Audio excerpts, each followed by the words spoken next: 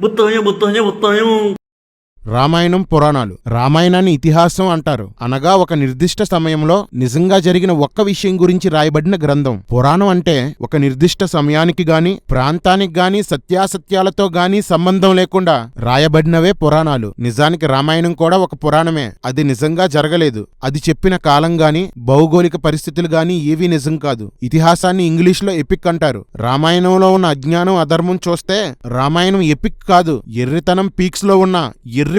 హిందూ నమ్మకాలకి పురాణాలు ఎర్రిపిక్స్ రెండూ ముఖ్యమే. రాముడు కృష్ణుడు తప్ప వారు నమ్మే పూజించే ఉత్సవాలు చేసే అందరు దేవుళ్ళు పురాణాల్లోని వారే. కాబట్టి పురాణాలు కూడా వారికి దైవ గ్రంథాలే. పరిపూర్ణ, చాగంటి, గరికపాటి లాంటి సొల్లుబాబాలు చెప్పే చాలా కథలు పురాణాల్లోనివే.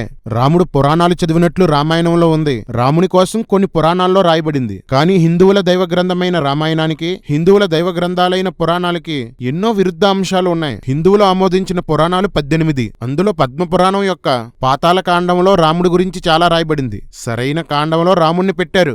బాగుంది. ఇందులో 116వ అధ్యాయంలో రాముడి కోసం రాయబడింది. రామాయణంలో దశరథుని ముఖ్య భార్యలు 3 అయితే పద్మపురాణంలో 4. వారి పేర్లు కౌసల్య, సుమిత్ర, సురూప, సుశేష.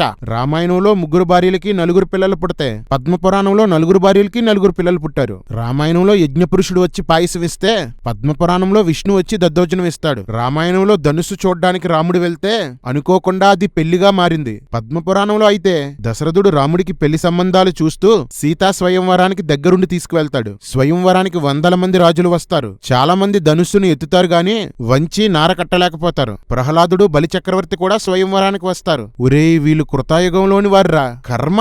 రామాయణంలో వివాహ సమయానికి సీత వయసు 6 సంవత్సరాలు. కాని పద్మపురాణంలో సీతకు అప్పటికే వక్షోజాలు బాగా పొంగి ఎంతో అందంగా ఉందట. 6వ సంవత్సరంలో వక్షోజాలు పొంగడం ఏంట్రా? సనాతన ధర్మం కదా, వక్షోజాలు ములిపించేస్తారా మీరు? రాముడు ధనుస్సును విరిచాడు అని రామాయణం చెప్తే ధనుస్సుకు తాడు కట్టి లాగాడు అని పద్మపురాణం చెప్తుంది. ఇంకా చాలా దారుణాలు ఉన్నాయి గాని ఒక్కటి మాత్రం చెప్పాలి. పద్మపురాణం ప్రకారం వానరులతో సముద్రం దాటడానికి రాముడి సేతు కట్టలేదు. సముద్రం ఎలా దాటాలని శివుడికి ప్రార్థన చేస్తే శివుడు వచ్చి పెద్ద ధనుస్సు ఒకటి ఇచ్చాడట. దాన్ని సముద్రం మీద వేసి కోట్ల మంది వానరులతో దాని మీద ప్రయాణం చేసి లంకకు చేరారట.